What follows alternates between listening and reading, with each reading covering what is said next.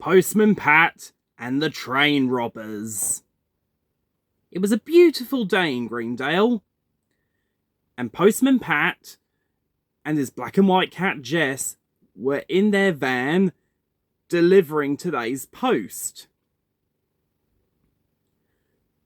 There wasn't much to deliver today, and Pat was hoping for a relaxing rest of the day off after he delivered the last parcel for today to Greendale Station.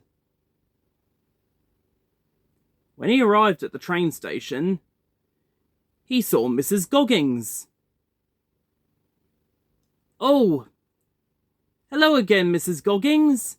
"Oh, hello again, Pat."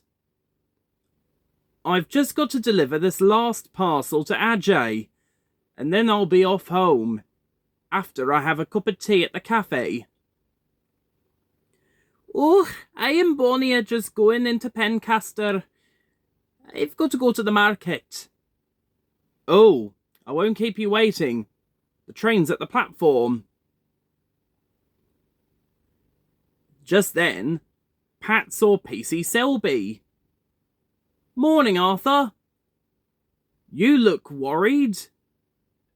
"Worried? No, I'm not worried, Pat. But I am on the lookout." "On the lookout?" "Yes. The Bank of Ingledale was robbed last night. And a stolen bakery van was stolen too. And they said that the thieves are hiding in Greendale." "Oh, well, I hope you find them, Arthur." "Well, we'll just have to wait and see. I'm hoping I do." "Ah, Ajay, there you are." "Oh, hello, Pat. Got a parcel for you, Ajay." "Oh, that's nice." "I'm just going to go and fill the train up with water before we go. And then I'll come back into the cafe for a cup of tea before we go." "Lovely," said Pat. And so he and P.C Selby went to the station cafe, where they met up with Ted. Just then, a van pulled up into the station car park. A bakery van, it so happened, being driven by two strange figures. They both came out of the van. First was a tall man with a thin moustache. He was wearing a grey hat, a grey coat, and grey trousers, with black shoes, a grey waistcoat, and a red tie. The other one was a short, pudgy man who was balding.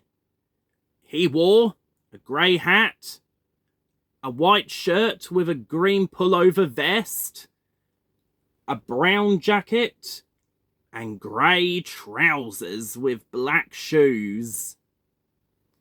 They looked very shifty. "Okay, Monty, we've got to get out of here so we can meet up with our accomplices and so we can get all this money back to France." A bit of a problem, though, Carlo." "And what would that be, Monty?" "Well, aren't the police looking for a bakery van?"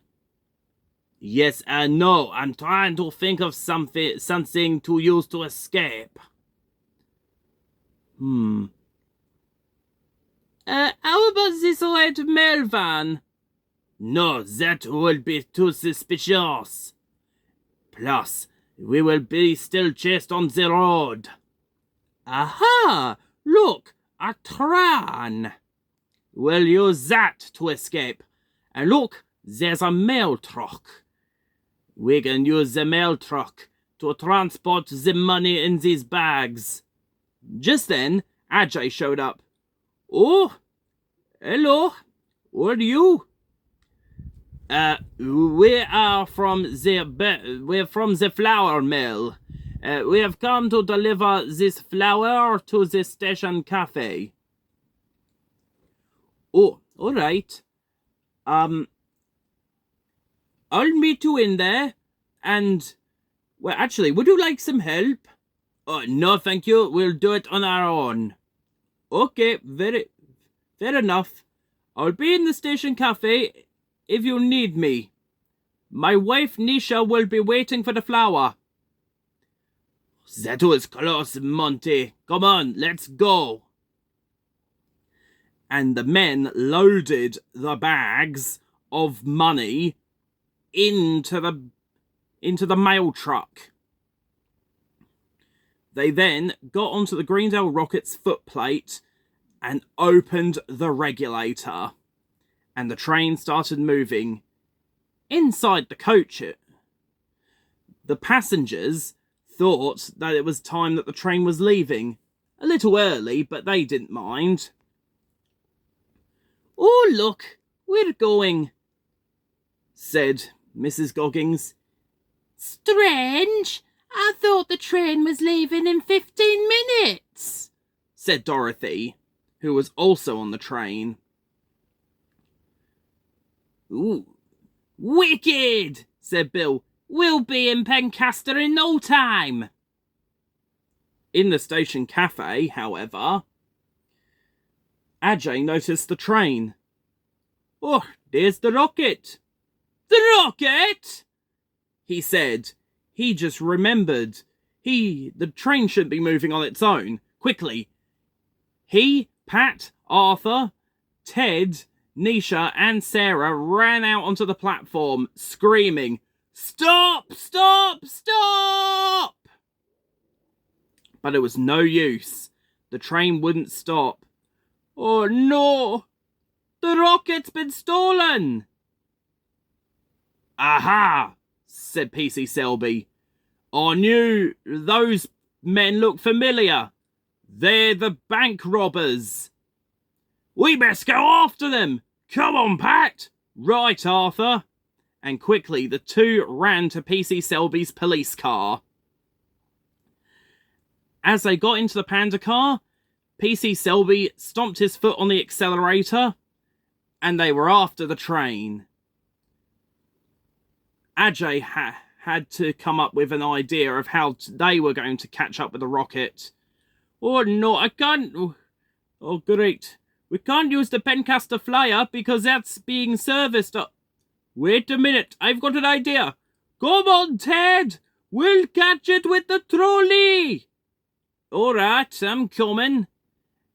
And quickly, Ajay and Ted got into the engine shed and they came out on the pump trolley and started to give chase.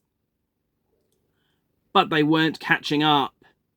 Meanwhile, Pat and P.C. Selby were in hot pursuit of the train. The passengers were a bit confused at first. Oh my, said Granny Dryden. Why's the police chasing us? She said. I don't have a clue, said Peter Fogg, who was also taking the train to Pencaster.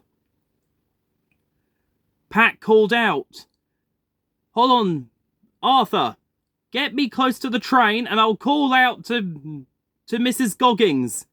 Mrs. Goggins! Stay calm! You are being kept hostage by 2 train robbers! Oh no! Everyone, don't panic! But we're being held hostage by train robbers. Train robbers? Said Granny Dryden. How awful! I say! How improper! Said Miss Hubbard.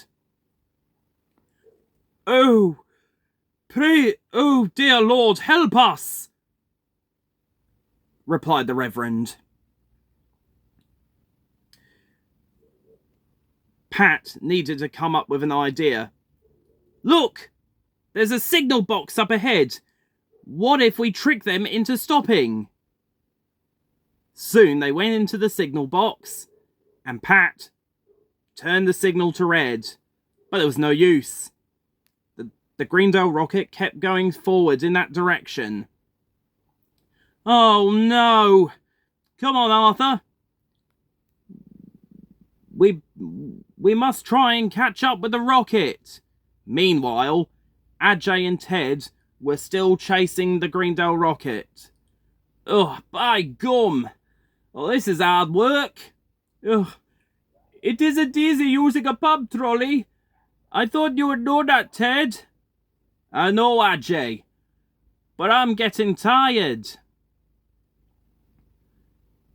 Pat had an idea. Wait, I've got an idea. Arthur, there's a low bridge up the line. Can we get to it in time? We could try, Pat, but why? No time to explain. Follow that train. Soon the panda car was in hot pursuit again. They were able to beat the train to the bridge, and they got out of the panda car. Pat then explained the idea. Right, Arthur, when the Greendale Rocket goes under the bridge, as soon as the train is under, I'll jump from the bridge and onto the mail truck. All right, Pat. 1, 2, 3. And Pat jumped onto the mail truck. Now, Pat had to get to the cab of the engine. So, Pat scrambled across the roof towards the cab. But just before he could get in, there was a tunnel. So Pat ducked down. As soon as they were clear of the tunnel, Pat entered the cab and knocked the thieves off the footplate. Just as they were about to approach Pencaster Station. Oh dear. Great, I have to remember how to stop the train before it hits the buffers and through the wall. Oh great, what should I do? Oh, right. The lever on the right. And halfway. The train stopped. Phew, that was close, said Pat. Oh, well done, Pat. Hey, that was wicked, said Bill. Oh, I hope we don't go through that again, added in Dorothy. Oh my, that was the scariest thing in a long time, added in Granny Dryden. I say, I hope those hooligans get what's coming to them, added in Miss Hubbard. P.C. Selby confronted the thieves. Right, you two are under arrest for the robbery of the Bank of Ingledale and for stealing a train. Just then, Ajay and Ted finally caught up. Oh, finally, we caught up with the rocket.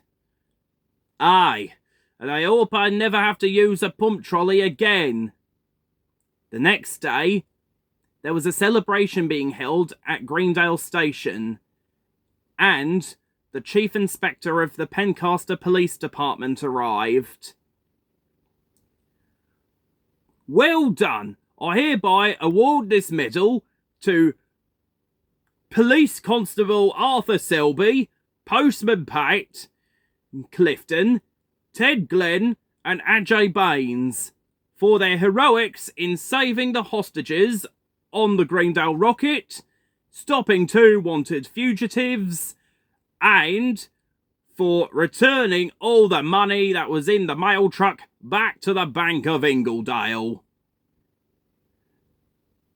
Oh, it was an honour, sir, said P.C. Selby, and they all laughed.